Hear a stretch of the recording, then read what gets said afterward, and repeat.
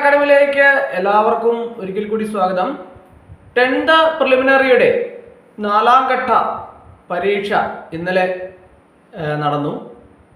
അപ്പോൾ പരീക്ഷയെ സംബന്ധിച്ച് ഒരു വിശദമായ അവലോകനം. അപ്പോൾ ഓരോ ഘട്ടത്തിലുമുള്ള പരീക്ഷയുടെ വ്യത്യാസങ്ങൾ, ചോദ്യങ്ങളുടെ വ്യത്യാസങ്ങൾ ഏറെക്കുറെ നമുക്ക് വ്യക്തമായിട്ട് മനസ്സിലാക്കാൻ സാധിക്കുന്നതാണ്. മറ്റ് ഘട്ടങ്ങളെ അപേക്ഷിച്ച് 4ാം ഘട്ടത്തിൽ ഉയർന്ന നിലവാരമുള്ള ചോദ്യങ്ങളാണ് വന്നിട്ടുണ്ടായിരുന്നത്. അതുകൊണ്ട് തന്നെ പരീക്ഷ നല്ല പ്രയാസമുള്ള ഒരു ഘട്ടമായിട്ട് വേണം 4ാം ഘട്ടം കണക്കാക്കാൻ. GKയും കറണ്ട് അഫയേഴ്സും SCERT പാഠപുസ്തകങ്ങളെ അടിസ്ഥാനമാക്കിയുള്ള പ്രസ്താവനാ രൂപത്തിലുള്ള സ്റ്റേറ്റ്മെന്റ് ടൈപ്പ് ചോദ്യങ്ങൾ കൂടുതൽ പ്രാധാന്യം നൽകിയിട്ടുണ്ടായിരുന്നു.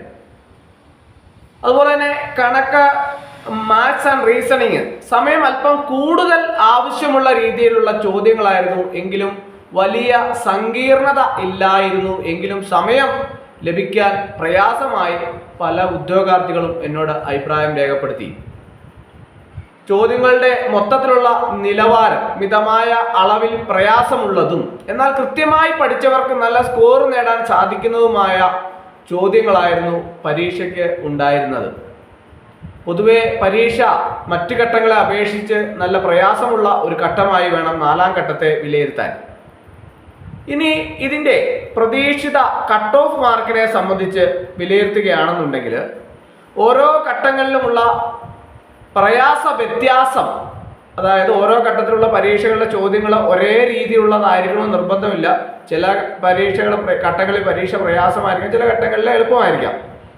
ഈ ഘട്ടങ്ങളിലെ പ്രയാസ വ്യത്യാസങ്ങൾ ക്രമീകരിക്കാൻ വേണ്ടിയിട്ട് PSC നോർമലൈസേഷൻ പ്രക്രിയ ഉപയോഗിക്കുന്ന ഒരു രീതി പൊതുവെ കാണാറുണ്ട് അല്ലേ.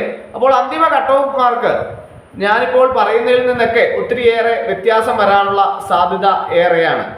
എങ്കിൽ പോലും നെഗറ്റീവ് മാർക്ക് കിഴിച്ച ശേഷമുള്ള മാർക്ക് 55+ ഉണ്ടെങ്കിൽ മെയിൻ പരീക്ഷയ്ക്കുള്ള തയ്യാറെടുപ്പുകൾ തുടരാനാകും എന്നുള്ളതാണ് പൊതുവെ ഇന്നത്തെ 4ാം ഘട്ടത്തിൽ നിന്ന് മനസ്സിലാക്കാൻ സാധിക്കുന്നത്. ഉദ്യോഗാർത്ഥികളെ സംബന്ധിച്ചിടത്തോളം പല ഉദ്യോഗാർത്ഥികളും മറ്റ് ഘട്ടങ്ങളിൽ പരീക്ഷ എഴുതിയാൽ മതിയായിരുന്നു, 4ാം ഘട്ടം വളരെ പ്രയാസമായിരുന്നു എന്ന് അഭിപ്രായം പറയുന്ന ധാരാളം ഉദ്യോഗാർത്ഥികളുണ്ട്. അവരെയൊക്കെ സംബന്ധിച്ചിടത്തോളം വളരെയധികം വിഷമത്തിലാടുന്ന ഒരു ഘട്ടമാണ്. എങ്കിൽ പോലും നിങ്ങൾക്ക് മൊത്തത്തിലൊരു നോർമലൈസേഷൻ ഉണ്ടാവാനുള്ള സാധ്യത ഏറെയുള്ള പല ഘട്ടങ്ങളിലായിട്ട് നടക്കുമ്പോൾ സാധാരണഗതിയിൽ ഉണ്ടാവുന്നതാണ്.